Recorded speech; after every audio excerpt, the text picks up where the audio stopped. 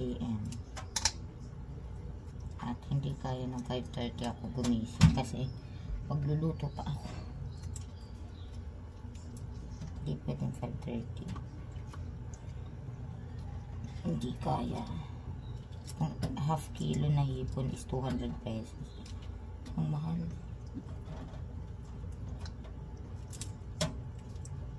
So expensive.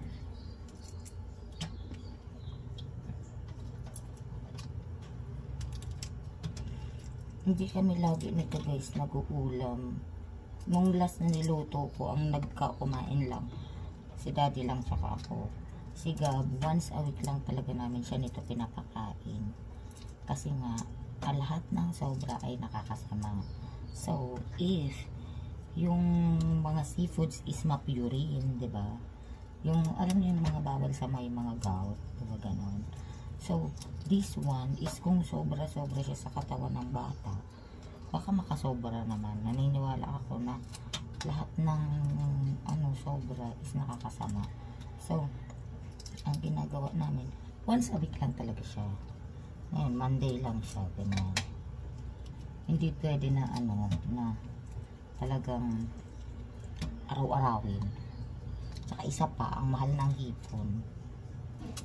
Sobrang mahal ng hipon. Ito nga, kalahati lang 200 pesos. 1/4, 100. Diyos ko.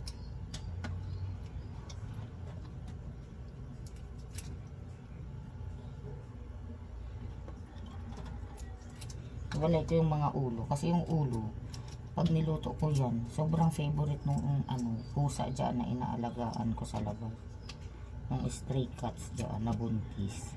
Favorite niya yung ulo ng hipon. Kaya niya kainin kahit may shell.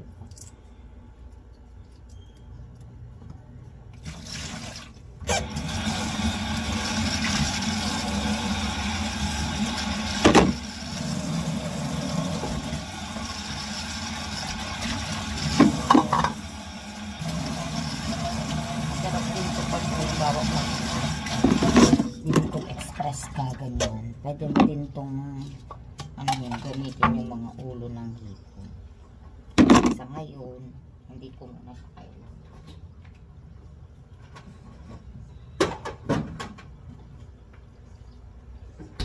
Ito muna ang hipon ang kailangan ko. Hi morning, good morning. Andyan na yung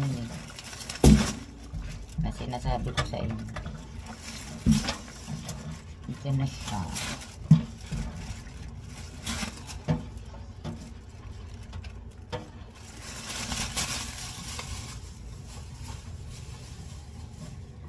So, ang gagawin natin next is bawang. Bawang, sibuyas.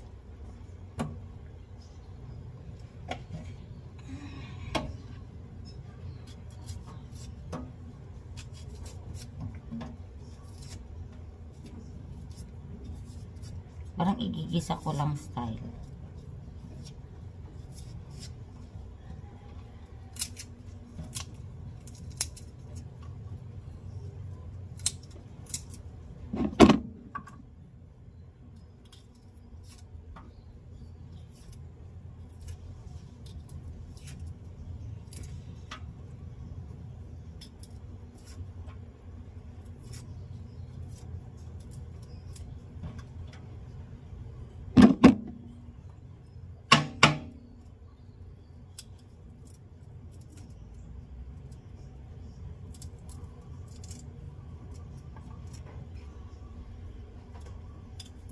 Ang lamig.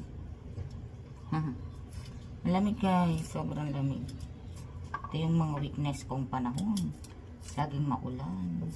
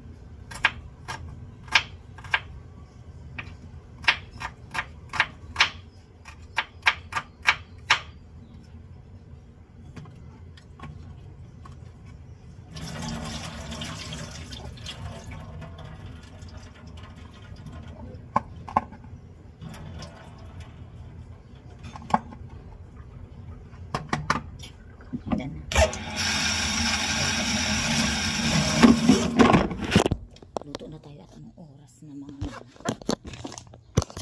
oras na?